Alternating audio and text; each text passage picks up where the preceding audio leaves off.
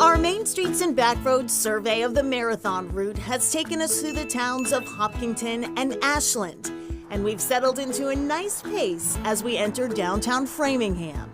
Mile 6 here in Framingham can be a tough point in the race for many of marathoners. But the urge to stop isn't from fatigue. It's because of the tempting aroma of Filet Royal's Brazilian steak. Be forewarned, Brazilian restaurants may induce meat coma. Oh, wow, look at that. That is very nice. Bring it on. There is some serious eating going down at Framingham Station, where diners pay by the pound or opt for the black plate, all-you-can-eat special. Oh my gosh. Oh my goodness. No one needs to ask, where's the beef on this plate? And all fat-free, right?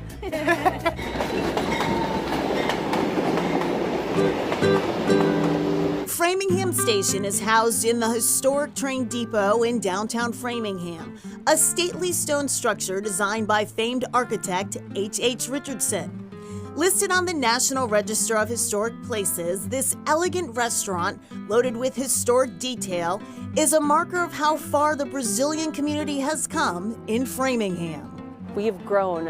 What was once one little shop or a shop and a bakery is now this entire downtown. When Priscilla Sousa came to Framingham from Brazil at the age of 7, she knew no English. Today, she is the newly elected state representative for South Framingham. It's amazing. I remember visiting the State House when I was in 4th grade. I mean, the only people that I saw that looked like me were pushing him up. The once empty storefronts in downtown Framingham are now filled.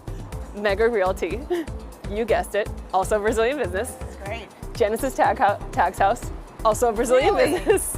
In fact, Framingham now has the highest percentage of Brazilians of any community in the state.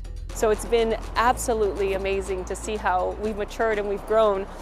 And very similar stories to what we heard about the Irish and the Italians a few generations ago. Moving along down Route 135, the marathon route crosses into Natick. And if any of the runners are having sneaker issues, this tiny building might catch their eye. Natick became a major producer of shoes nationally, and Wilson rode that wave. Henry Wilson, the Natick cobbler, rode that wave all the way to the White House. What, you've never heard of him? I think you're not alone. I think he is less well known outside of Natick and even inside Natick to a certain extent. But Wilson's got an incredible story. Nikki Lefebvre of the Natick Historical Society tells us this poor boy from New Hampshire walked to Natick to learn the shoe trade. A few years after opening his own shop, he had a factory. His story could have ended as a businessman, right? But he didn't stop there.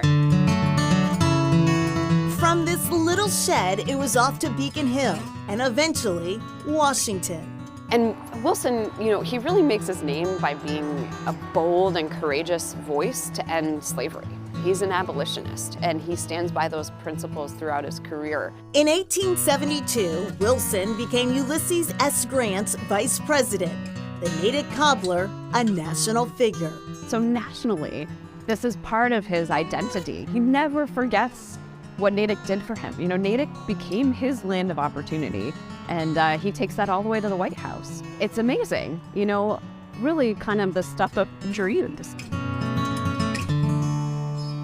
How have we missed this all these years? I had no idea about Henry Wilson. We should know about him. Exactly, and as you heard, he was a critic of slavery. He was a champion for workers' rights for blacks and for whites. And it's really interesting to wonder what his legacy could have been, because he died 2 years into his term as vice president. Incredible story.